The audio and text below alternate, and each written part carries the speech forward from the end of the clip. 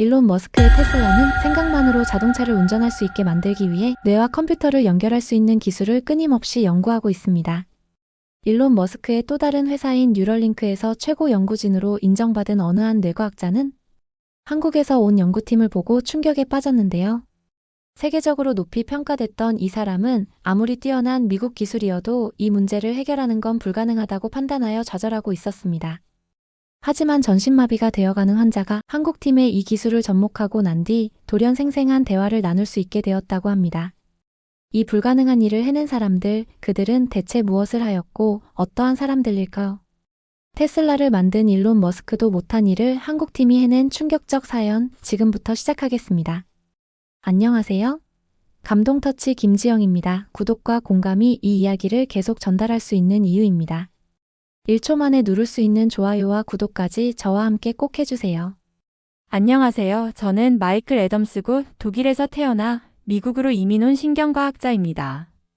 일론 머스크의 뉴럴링크에서 뇌와 컴퓨터를 연결하는 기술을 연구하고 있어요. 쉽게 말하면 전신마비나 루게릭병 환자들이 생각만으로 컴퓨터를 조작할 수 있게 만드는 일이죠. 일론 머스크의 궁극적 목표는 사람들이 생각만으로 테슬라를 운전할 수 있게 만드는 거였거든요. 현재 전 세계 뇌과학 기술 수준을 말씀드리면 정말 놀라운 발전을 이뤘어요. 우리 뉴럴링크는 뇌에 칩을 심어서 마비 환자가 생각만으로 컴퓨터 게임을 하게 만들었어요. 중국에서도 32개의 센서가 달린 칩을 개발해서 고압 전기 사고로 시력을 잃은 환자가 체스 게임을 편하게 둘 수 있게까지 만들었어요. 유럽의 연구진들도 뇌파를 읽어서 로봇팔을 움직이는 기술을 완성했습니다. 겉으로 보면 정말 대단한 성과들이에요. 하지만 이 모든 기술들에는 치명적인 한계가 있었어요. 그 문제는 두개골을 뚫고 뇌에 직접 칩을 박아야 하는 위험한 수술이 필요했고 케이블로 외부 컴퓨터와 연결되어 있어야 했거든요. 무엇보다 단순한 명령만 가능했어요. 위아래 움직이기, 클릭하기, 간단한 타이핑 정도가 전부였습니다. 일론 머스크가 꿈꾸는 테슬라의 뇌 제어는 아직 꿈같은 이야기였어요. 진짜 인간다운 의사소통은 꿈도 꿀 수 없었거든요. 제가 이 분야에 뛰어든 이유는 제 할아버지 때문이었어요. 어렸을 때 할아버지는 제게 전부였거든요. 부모님이 맞벌이로 바쁘셨는데 할아버지가 저를 돌봐주셨어요. 매일 저녁 할아버지와 체스를 두면서 인생 이야기를 나누는 게 하루 중 가장 행복한 시간이었죠. 할아버지는 정말 지혜로우셨고 따뜻하셨어요. 저만 바라보시며 사랑을 주셨거든요. 그런데 제가 12살 때 할아버지가 갑자기 뇌졸중으로 쓰러지신 거예요. 의식은 또렷하셨는데 몸을 전혀 움직일 수 없게 되셨어요. 말씀도 못하시고 오직 눈빛으로만 소통하셔야 했죠. 가장 가슴 아팠던 건 할아버지의 절망스러운 눈빛이었어요. 저에게 하고 싶은 말이 산더미 같은데 전할 방법이 없었어요. 그 모습이 너무 괴로워 보이셨고 안쓰러웠거든요. 할아버지는 1년 후에 돌아가셨는데 마지막까지 제 손을 꼭 잡고 계셨어요. 그때 제 마음속에 다짐이 생겼어요. 언젠가 할아버지 같은 분들이 생각만으로도 마음을 전할 수 있게 만들어드리겠다고요. 그래서 독일에서 신경과학을 전공하고 더 나은 연구 환경을 찾아 미국으로 건너와 일론 머스크의 뉴럴링크에 합류한 거였어요. 뉴럴링크에서 정말 열심히 연구했습니다. 뇌에 칩을 이식해서 신경신호를 읽어내는 기술, 그 신호를 컴퓨터 명령으로 바꾸는 프로그램, 환자 훈련 시스템까지 뇌와 컴퓨터 연결 기술의 모든 영역에서 나름 성과를 거뒀다고 자부했어요. 일론 머스크도 인정하는 연구자가 되었고 몇 차례 임상시험도 성공적으로 진행했거든요. 특히 2024년에 어깨 아래 마비 환자에게 우리 뉴럴링크 칩을 이식해서 컴퓨터 체스 게임을 하게 만든 성과는 정말 자랑스러웠어요. 일론 머스크가 직접 축하해줬고 언론에서도 크게 다뤘습니다. 테슬라 자율주행 기술과 연결해서 미래에는 생각만으로 차를 운전할 수 있을 거라는 비전도 제시했어요. 하지만 시간이 지나면서 점점 한계가 보이기 시작했어요. 아무리 기술이 발전해도 실질적으로 도움이 될 수 있는 환자들에게 진짜 원하는 것을 해결해 줄 수 없었거든요. 단순한 컴퓨터 게임 정도는 할 수 있지만 진정한 의사소통이나 감정 표현은 여전히 불가능했습니다. 환자들의 절망적인 눈빛을 볼 때마다 가슴이 무너지는 기분이었어요. 가장 큰 문제는 기존 기술이 너무 기계적이라는 거였습니다. 단순히 위로 움직이고 싶다는 뇌 신호를 읽어서 커서를 위로 움직이게 하는 수준이었거든요. 하지만 인간의 뇌는 훨씬 복잡하잖아요. 감정, 의도, 미묘한 뉘앙스까지 그런 건 전혀 읽어낼 수 없었습니다. 일론 머스크의 테슬라, 뇌 제어 비전도 아직은 너무 먼 이야기였어요. 더 심각한 건 환자들의 심리적 고통이었어요. 저의 환자 중에 제임스 씨가 있었는데 그분 같은 경우도 기술적으로는 성공했지만 정작 본인은 기계가 된 것 같다며 우울해하셨거든요. 진짜 인간다운 소통을 원했는데 우리가 제공한 건 차가운 기계적 상호작용뿐이었어요. 그때 처음으로 우리 기술의 근본적 한계를 깨달았습니다. 2023년 말 정말 절망적인 상황이 벌어졌어요. 3년째 치료받던 루게릭병 환자 마리 윌슨 여사가 갑자기 뉴럴링크 칩 사용을 거부하기 시작한 거예요. 이렇게 살 바에야 차라리 편하게 가고 싶다는 말씀을 하시더라고요. 기술적으로는 완벽하게 작동하는데 환자는 절망하고 있는 상황, 정말 무력감이 들었습니다. 그때 문득 할아버지 생각이 났어요. 할아버지가 원하셨던 건 단순히 컴퓨터를 조작하는 게 아니라 저와 진짜 마음을 나누는 소통이었거든요. 우리가 오랫동안 연구해온 방향이 과연 옳은 건지 회의가 들기 시작했습니다. 혹시 근본적으로 접근 방식이 잘못된 건 아닐까 하는 생각이 들었어요. 2024년 초 마리 윌슨 여사의 상태가 더욱 악화되면서 저는 정말 절망적인 현실과 마주하게 됐어요. 마리 여사는 3년 전 루게릭병 진단을 받고 우리 뉴럴링크의 뇌 컴퓨터 연결 프로그램에 참여했던 분이었거든요. 초기에는 정말 희망적이었어요. 생각만으로 컴퓨터 타이핑을 하고 간단한 명령을 내릴 수 있게 되었으니까요. 하지만 시간이 지나면서 마리 여사의 표정이 점점 어두워지는 걸 느꼈어요. 어느 날 상담을 하던 중 마리 여사가 하신 말이 지금도 가슴에 남아 있습니다. 닥터 애덤스, 저는 컴퓨터 마우스가 되고 싶었던 게 아니에요. 제 손녀에게 사랑한다고 말하고 싶었던 거라고요. 그 말을 듣는 순간 정말 충격이었어요. 우리 뉴럴링크 기술의 한계가 뚜렷하게 드러나기 시작했거든요. 뇌칩을 통해 읽어낼 수 있는 건 단순한 운동 의도뿐이었어요. 클릭하고 싶다, 위로 움직이고 싶다 같은 기본적인 명령만 가능했습니다. 하지만 인간의 진짜 의사소통은 훨씬 복잡하잖아요. 감정의 미묘한 뉘앙스, 상황에 따른 적절한 표현, 상대방을 배려하는 마음까지 그런 건 전혀 전달할 수 없었어요. 더 큰 문제는 뉴럴링크 기술이 너무 침습적이라는 거였습니다. 두개골을 뚫고 뇌에 직접 칩을 이식해야 하는 방식이었거든요. 환자들에게는 엄청난 부담이었어요. 수술 위험도 있고 감염 가능성도 있고 무엇보다 케이블로 외부 컴퓨터와 연결되어 있어야 해서 일상생활이 거의 불가능했습니다. 일론 머스크가 꿈꾸는 테슬라, 뇌 제어도 이런 방식으로는 현실성이 떨어졌어요. 제임스 씨는 한 번은 이렇게 말했어요. 마치 로봇이 된 기분이에요. 머리에 선이 달려있고 생각하는 것도 기계가 해석하고 제가 정말 살아있는 건지 의문이 들어요. 그 말을 들었을 때 정말 가슴이 무너졌어요. 우리가 환자를 돕겠다고 시작한 연구가 오히려 환자를 더 절망하게 만들고 있었거든요. 국제학회에서도 비슷한 한계들이 계속 지적되고 있었어요. 일론 머스크도 여러 차례 기술적 돌파구의 필요성을 언급했고 유럽의 연구진들도 현재 뇌기술이 환자의 삶의 질을 근본적으로 개선하지 못한다는 점을 인정하고 있었습니다. 모든 연구자들이 같은 벽에 부딪혀 있는 상황이었어요. 가장 충격적이었던 건 중국 연구팀의 임상시험 결과였습니다. 2024년 10월에 발표된 내용을 보니 그들도 우리와 똑같은 방식의 32개 센서 칩을 사용하고 있었거든요. 결과도 비슷했어요. 컴퓨터 체스 게임 정도는 가능하지만 진정한 의사소통은 여전히 한계가 있다는 거였습니다. 그들도 누구보다도 우수한 연구팀이었거든요. 그때 정말 절망적인 생각이 들었어요. 전 세계 최고의 연구진들이 모두 같은 한계에 부딪혀 있다면 과연 이 문제를 해결할 방법이 존재하는 걸까요? 혹시 우리가 잘못된 방향으로 가고 있는 건 아닐까요?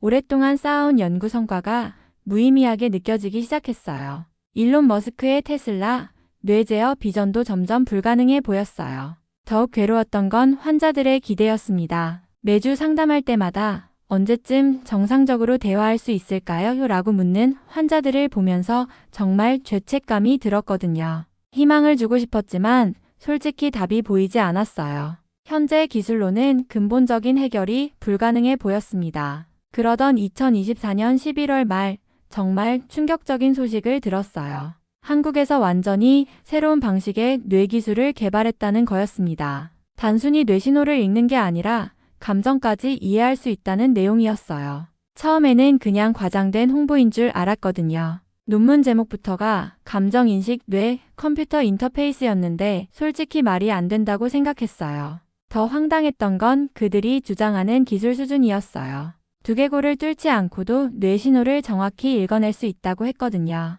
뉴럴링크에서 일한 제 경험으로는 절대 불가능한 일이었어요. 비침습적 방식으로는 그 정도 정확도를 낼 수 없다는 게 정설이었으니까요. 일론 머스크도 그래서 침습적 방식을 고집했는데 말이에요. 뉴럴링크 동료 연구자들도 비슷한 반응이었어요. 레이첼 톰슨 박사는 한국팀 논문을 보고 이론적으로는 흥미롭지만 실제로는 검증이 필요하다고 했고요. 마이클 데이비스 교수는 아예 동양권의 과장된 연구 발표 중 하나일 거라며 대수롭지 않게 넘겼어요. 저도 솔직히 회의적이었습니다. 특히 의구심이 든 부분은 한국이 뇌과학 분야에서 그렇게 두각을 나타낸 적이 없었다는 거였어요. 물론 삼성이나 LG 같은 기업들의 기술력은 인정하지만 의료용 뇌과학은 완전히 다른 영역이거든요. 테슬라와 뉴럴링크를 동시에 이끄는 일론 머스크 같은 전통적인 기술 강국들도 해결하지 못한 문제를 한국이 갑자기 해결했다는 게 믿기지 않았어요.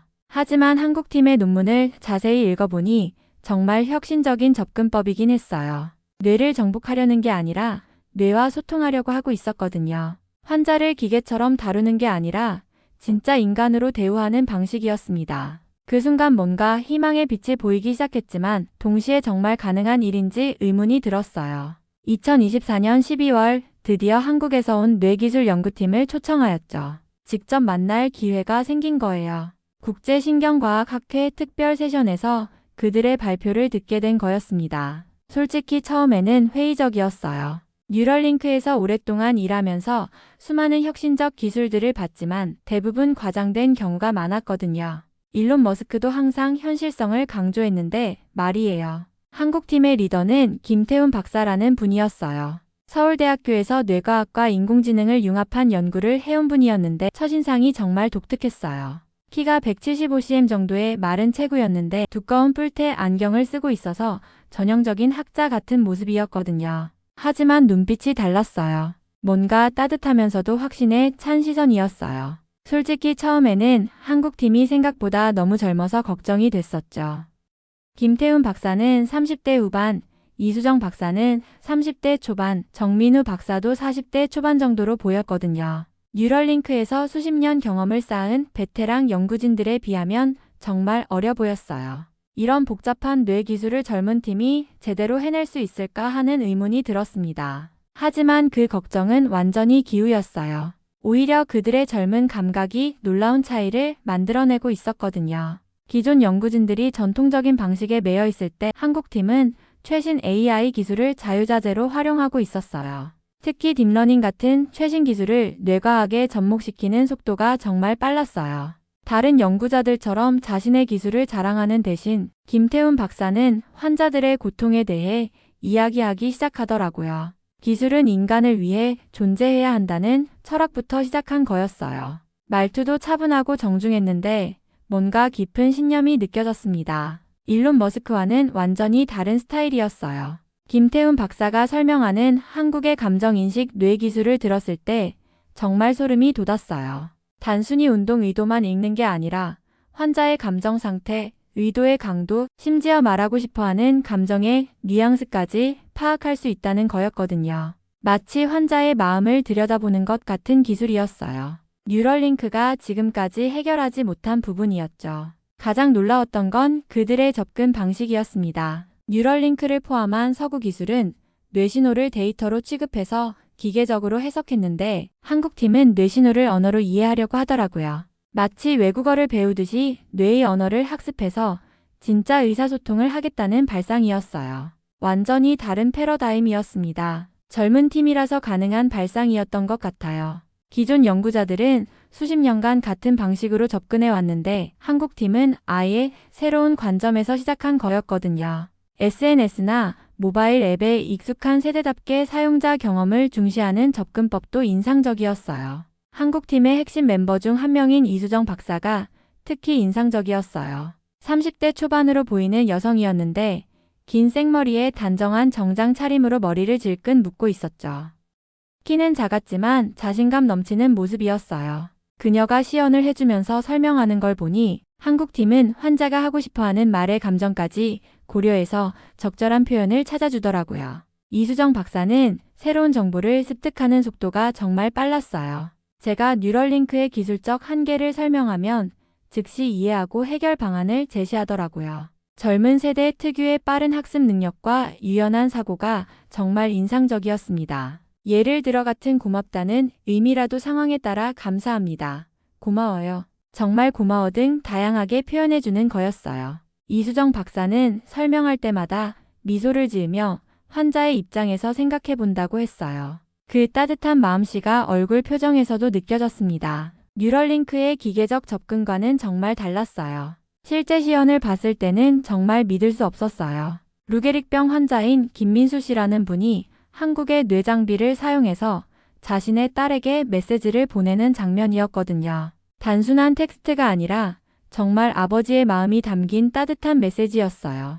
우리 딸 아빠가 많이 사랑해. 힘들어도 포기하지 말고 꿈을 향해 달려가렴. 그 메시지를 받은 딸이 눈물을 흘리는 모습을 보면서 저도 모르게 울컥했어요. 이게 바로 제가 오랫동안 찾아 헤맸던 진짜 의사소통이었거든요. 기계적인 명령이 아니라 진짜 인간의 마음이 전해지는 소통이었어요. 그 순간 한국 기술의 놀라운 수준을 실감했습니다. 일론 머스크도 이런 걸 본다면 정말 놀랄 거예요. 한국팀의 또 다른 핵심 인물인 정민우 박사도 정말 독특했어요. 40대 중반으로 보이는 남성이었는데 약간 통통한 체격에 항상 온화한 미소를 띠고 있었거든요. 머리는 반백이었지만 눈가에는 주름이 많아서 자주 웃는 사람 같다는 인상을 받았어요. 그가 기술적인 부분을 설명할 때도 환자 이야기를 빼놓지 않더라고요. 정민우 박사의 AI 활용 능력도 정말 뛰어났어요. 기존 연구자들이 복잡한 통계 프로그램을 사용할 때 그는 최신 머신러닝 툴을 자유자재로 다루고 있었거든요.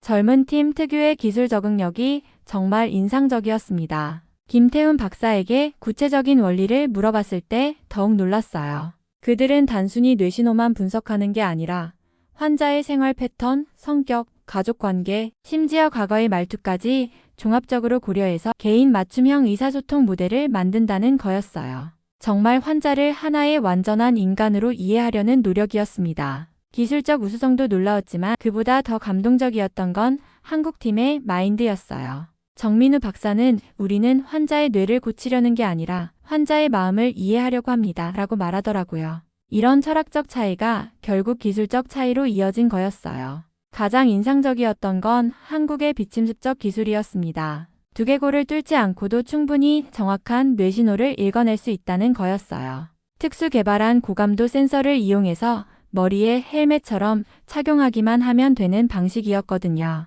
환자에게는 훨씬 안전하고 편리한 방법이었습니다. 이런 방식이라면 일론 머스크의 테슬라, 뇌제어도 훨씬 현실적으로 보였어요. 이수정 박사가 보여준 센서 헬멧은 정말 세련되게 생겼어요. 무겁지도 않고 디자인도 깔끔해서 마치 미래에서 온 것 같았거든요. 그녀는 환자가 부담스러워하지 않도록 디자인에도 신경을 많이 썼다고 설명했어요. 이런 세심한 배려가 정말 감동적이었습니다. 그날 학회가 끝나고 김태훈 박사와 개인적으로 이야기를 나눴는데 한국 연구진들의 열정이 정말 대단했어요.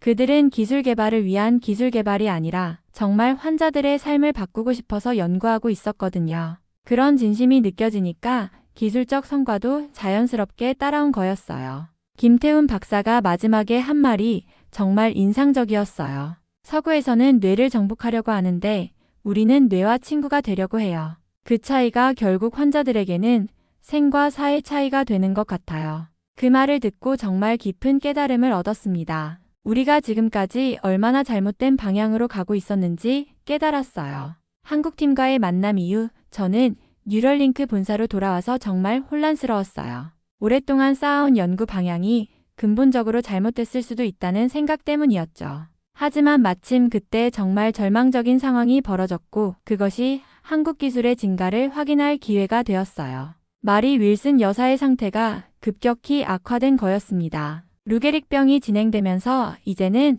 눈동자 움직임조차 어려워졌어요. 기존 우리 뉴럴링크 기술로는 더 이상 소통이 불가능한 상황이 된 거였죠. 마리 여사의 가족들이 샌프란시스코 뉴럴링크 본사로 달려왔는데 특히 12살 손녀 에밀리가 할머니와 마지막 대화를 하고 싶어 했어요. 우리가 가진 최첨단 뉴럴링크 장비를 총동원해 봤지만 소용없었어요. 뇌신호가 너무 미약해져서 기존 방식으로는 읽어낼 수 없었거든요. 더군다나 마리 여사가 전달하고 싶어 하는 건 단순한 명령이 아니라 손녀에 대한 사랑의 메시지였는데 우리 기술로는 그런 감정적 소통이 애초에 불가능했어요. 가족들의 절망적인 표정을 보면서 정말 무력감을 느꼈습니다. 과학자로서 아무것도 해줄 수 없다는 현실이 너무 괴로웠어요.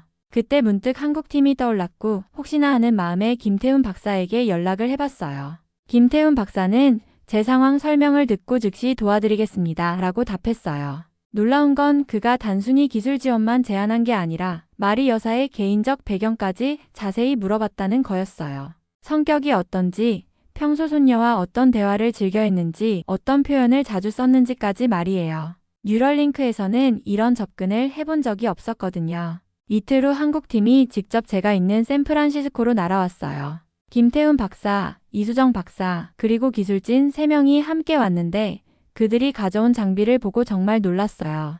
우리 뉴럴링크가 사용하는 거대하고 복잡한 시스템과 달리 한국 장비는 정말 세련되고 간결했거든요. 가장 충격적이었던 건 한국팀의 준비성이었어요. 그들은 마리 여사에 대한 모든 정보를 미리 분석해서 개인 맞춤형 감정 인식 모델을 준비해온 거였어요. 마리 여사가 평소 손녀에게 사용했던 애칭, 말투, 심지어 감정 표현 방식까지 모든 걸 반영한 시스템이었습니다. 한국 장비를 마리 여사에게 적용하는 과정도 완전히 달랐어요. 우리 뉴럴링크는 항상 환자를 피험자처럼 대했는데 한국팀은 마리 여사를 한 분의 친할머니처럼 대했거든요.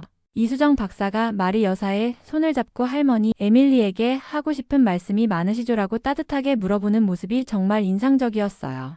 그리고 정말 기적 같은 일이 벌어졌습니다. 한국의 감정인식 뇌 기술이 마리 여사의 미약한 뇌신호를 포착해내기 시작한 거였어요. 더 놀라운 건 단순한 신호가 아니라 마리 여사의 감정까지 정확히 읽어낸다는 거였어요. 사랑, 그리움, 격려, 축복 복잡한 감정들이 실시간으로 화면에 나타났습니다. 뉴럴링크가 지금까지 해결하지 못한 문제였거든요. 마리 여사가 에밀리에게 전한 첫 번째 메시지는 정말 가슴이 뭉클했어요. 우리 소중한 에밀리야. 할머니가 너를 얼마나 사랑하는지 알고 있지요. 할머니는 항상 너의 편이야. 힘들 때마다 할머니를 생각하렴. 할머니의 사랑이 너에게 힘이 될 거야. 이런 따뜻한 메시지였어요.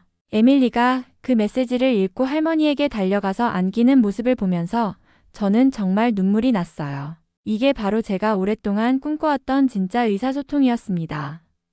기계적인 명령어가 아니라 진짜 인간의 마음이 전해지는 소통이었어요. 더 놀라운 건 그 이후였어요. 마리 여사가 한국 뇌 기술을 통해 가족들과 나눈 대화들은 정말 감동적이었죠.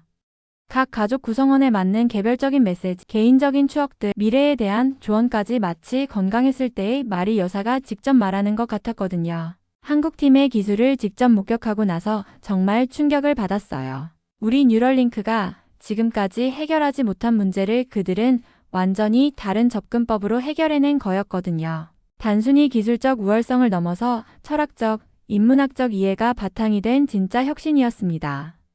일론 머스크도 이런 접근법을 보면 뉴럴링크 전략을 완전히 바꿀 거예요. 그날 밤 김태훈 박사와 긴 대화를 나눴는데 한국 연구진들의 깊이에 정말 감탄했어요. 그들은 뇌과학뿐만 아니라 심리학, 언어학, 심지어 문학까지 융합해서 연구하고 있었습니다.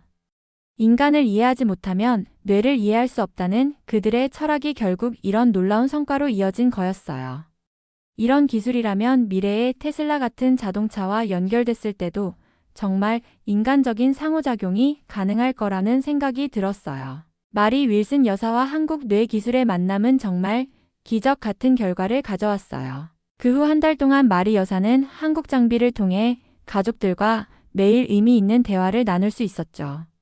저는 그 과정을 지켜보면서 뉴럴링크 연구자로 살아오면서 느껴본 적 없는 깊은 감동을 경험했습니다. 가장 놀라웠던 건 한국 뇌 기술이 단순히 메시지를 전달하는 게 아니라 마리 여사의 성격까지 그대로 반영해준다는 거였어요.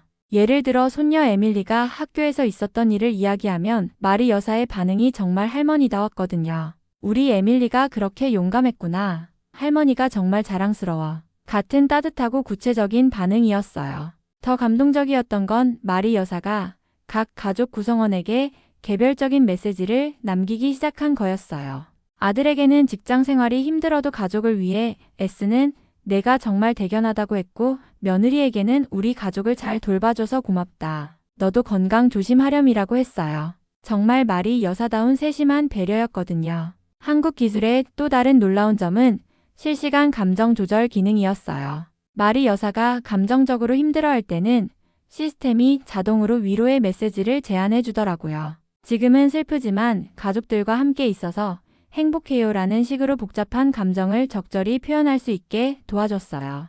김태훈 박사와 더 깊은 이야기를 나누면서 한국 연구진들의 철학을 이해하게 됐어요. 그들은 기술은 인간의 존엄성을 지켜주는 도구여야 한다고 믿고 있었거든요. 단순히 기능을 복원하는 게 아니라 인간다운 삶을 살 수 있게 해주는 게 진짜 의료기술이라는 거였어요. 더 놀라운 건 한국팀이 마리 여사뿐만 아니라 우리 뉴럴링크의 다른 환자들에게도 도움을 주겠다고 자원한 거였어요. 제임스 씨에게 한국 뇌기술을 적용했을 때도 정말 놀라운 변화가 있었습니다. 그 전까지 기계적인 반응만 보이던 제임스 씨가 갑자기 유머러스한 농담까지 하기 시작한 거예요. 제임스 씨가 한국 뇌기술을 통해 처음 한 말은 이제야 다시 인간이 된 기분이고 그동안 그저 로봇이었다라고 말했어요. 그 말을 듣고 정말 가슴이 뭉클했어요. 우리 뉴럴링크가 지금까지 환자들을 얼마나 기계적으로 대했는지 반성하게 됐거든요. 한국팀의 연구 과정을 직접 지켜보면서 그들의 세심함에도 감탄했습니다. 환자의 성격, 취향, 가족관계, 심지어 유머 감각까지 모든 걸 고려해서 개인 맞춤형 시스템을 만들어 두더라고요. 정말 환자를 하나의 완전한 인간으로 존중하는 마음이 느껴졌어요.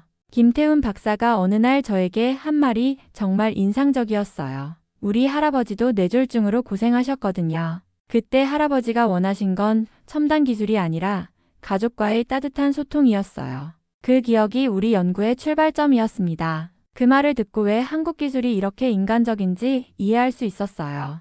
3주 후 마리 여사가 평화롭게 세상을 떠나셨을 때 가족들은 슬프지만 감사하다고 했어요. 마지막 순간까지 할머니와 진짜 대화를 나눌 수 있었기 때문이었죠. 그때 저는 이게 바로 진짜 의료기술이구나 하는 깨달음을 얻었습니다. 생명을 연장하는 것도 중요하지만 인간다운 삶을 살 수 있게 해주는 것이 더 중요하다는 걸 깨달았어요. 한국팀과 함께한 기간 동안 저는 정말 인생이 바뀌는 경험을 했어요.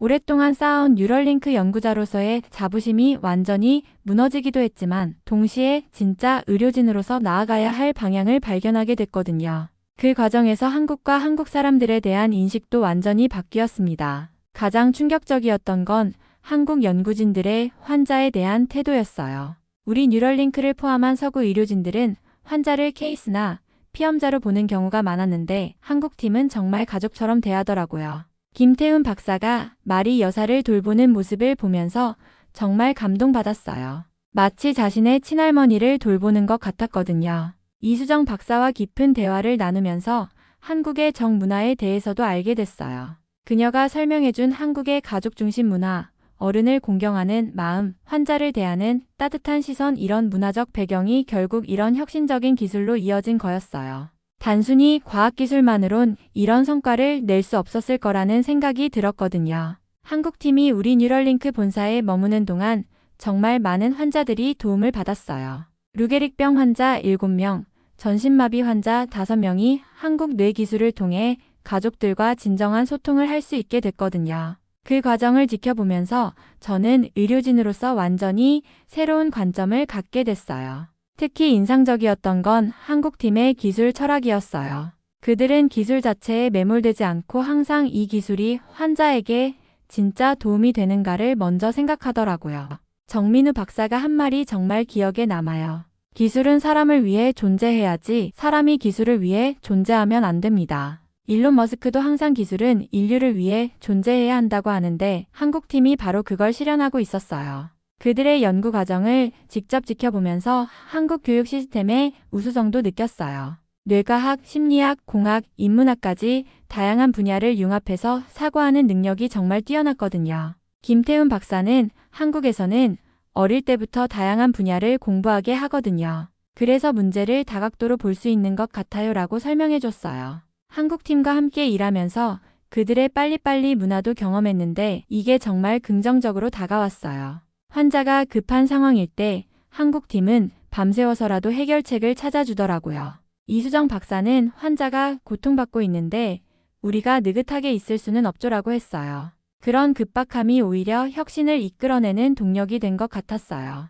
또한 제가 감명 깊었던 건 한국팀의 겸손함이었죠. 이렇게 뛰어난 기술을 개발했으면서도 항상 아직 부족한 점이 많다.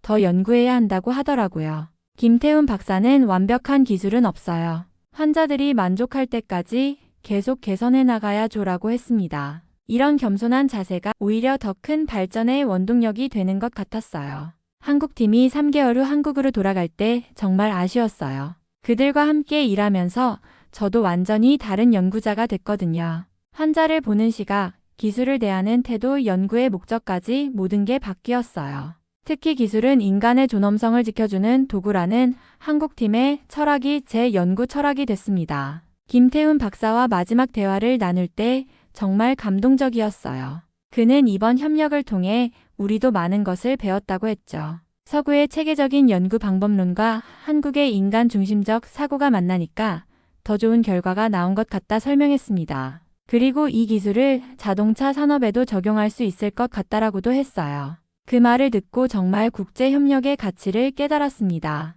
한국팀이 떠난 후 저는 완전히 새로운 연구를 시작했어요. 한국에서 배운 감정인식 기술을 우리 뉴럴링크 시스템에 적용하는 프로젝트였거든요. 물론 한국팀의 동의와 협력을 받아서 진행한 거예요. 그 결과 우리 환자들의 만족도가 크게 향상됐고 일론 머스크도 이 성과를 보고 정말 놀라워했어요. 이런 부분을 다 떠나서 저에게 가장 큰 변화는 제 개인적인 인생관이었어요. 그전까지는 연구 성과나 학술적 명성에만 집중했는데 이제는 정말 환자들의 삶의 질을 개선하는 데 더 관심을 갖게 됐어요. 마리 여사와 에밀리의 마지막 대화를 지켜본 후로 이게 진짜 의료진이 해야 할 일이구나라는 확신을 갖게 됐거든요. 독일 출신인 제가 미국 뉴럴링크에서 오랫동안 연구해오면서도 찾지 못했던 답을 한국에서 찾게 된 게 정말 신기했어요. 이제는 한국을 단순한 기술 강국이 아니라 진짜 인간을 이해하는 지혜를 가진 나라로 보게 됐습니다. 앞으로도 계속 한국과 협력해서 더 많은 환자들을 도와주고 싶어요. 한국팀과의 협력이 끝나고 6개월이 지난 지금 저는 완전히 새로운 사람이 되었어요.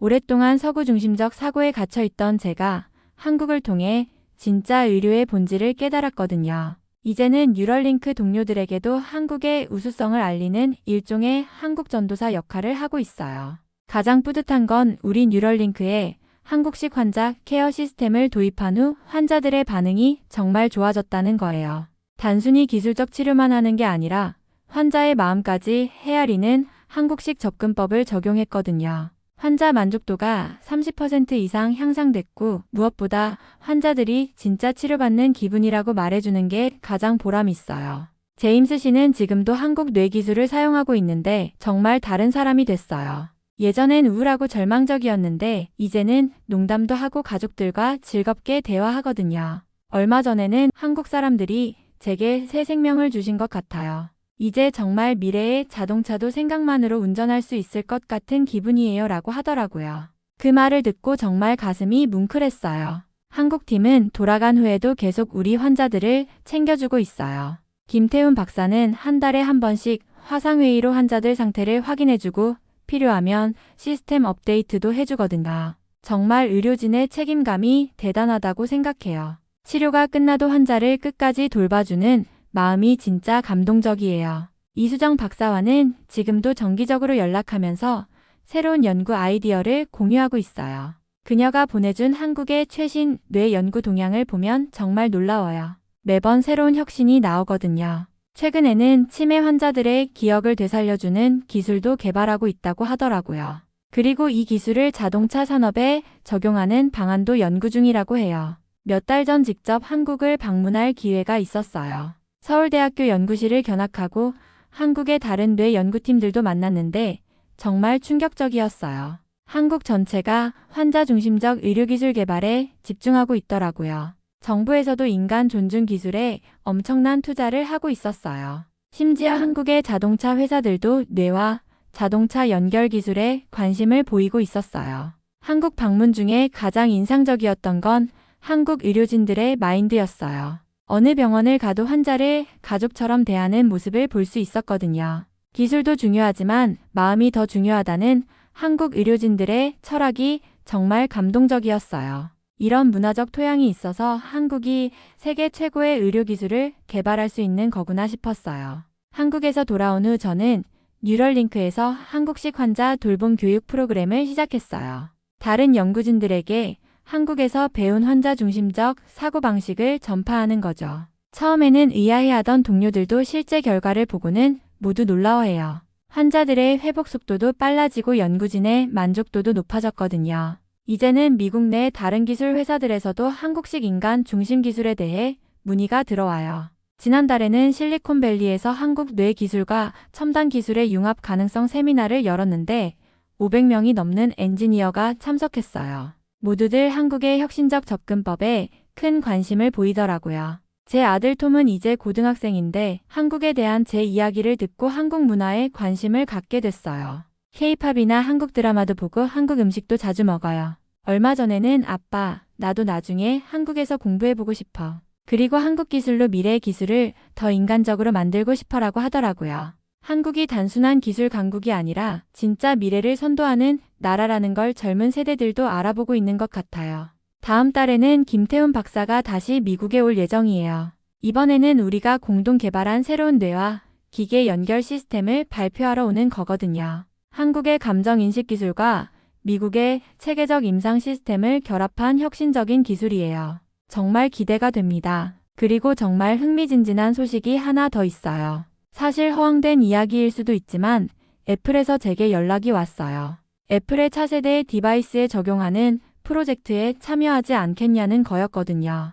아직 구체적인 내용은 말씀드릴 수 없지만 정말 혁신적인 인간과 기계 상호작용을 만들어낼 수 있을 것 같아요. 이 프로젝트를 성공시키려면 한국 팀의 도움이 절대적으로 필요해요. 그래서 김태훈 박사에게 정식으로 협력을 요청했고 다행히 긍정적인 답변을 받았어요. 앞으로 몇 년간 정말 바쁠 것 같지만 한국과 함께라면 분명히 놀라운 결과를 만들어낼 수 있을 거라고 확신해요. 할아버지에게 드린 약속을 이제야 지킬 수 있게 된 것 같아요. 생각만으로 진짜 마음을 전할 수 있는 기술, 한국 덕분에 가능해졌거든요. 할아버지가 살아계셨다면 정말 기뻐하셨을 텐데 그래도 다른 많은 환자분들께 도움을 드릴 수 있어서 감사해요.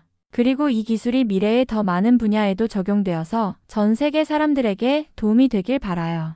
앞으로 제 인생 목표는 명확해요. 한국에서 배운 인간 존중 기술 철학을 전 세계에 알리는 거예요. 의료기술이 단순히 기능을 복원하는 게 아니라 인간의 존엄성을 지켜주는 도구가 되도록 만들고 싶어요. 한국이 보여준 길을 따라 더 많은 환자들에게 희망을 주고 싶습니다. 한국과 한국 사람들께 정말 감사해요. 절망에 빠져있던 저에게 새로운 희망을 주셨거든요. 앞으로도 계속 한국과 협력해서 전 세계 환자들을 위한 더 나은 기술을 만들어 나가고 싶어요. 한국이야말로 진짜 인류의 미래를 밝혀주는 희망의 나라라고 생각합니다. 그리고 저의 새로운 도전에서도 한국팀과 함께 또 다른 기적을 만들어내고 싶어요. 제가 꼭 많은 분들에게 도움이 될 수 있도록 응원해주세요. 여기까지 사연이었습니다. 구독자분들은 어떠셨나요? 요즘 많은 것들이 정말 빠르게 바뀌는 세상이 되었는데요. 이런 뇌과학 쪽에서 한국이 단연 돋보이는 기술을 보여주고 있는 사실에 뿌듯합니다. 더 나아가 좋은 기술들의 활용으로 뇌과학이 우리 삶에 잘 적용되면 좋을 것 같습니다. 지금까지 감동터치였습니다. 구독과 좋아요 꼭 눌러주세요.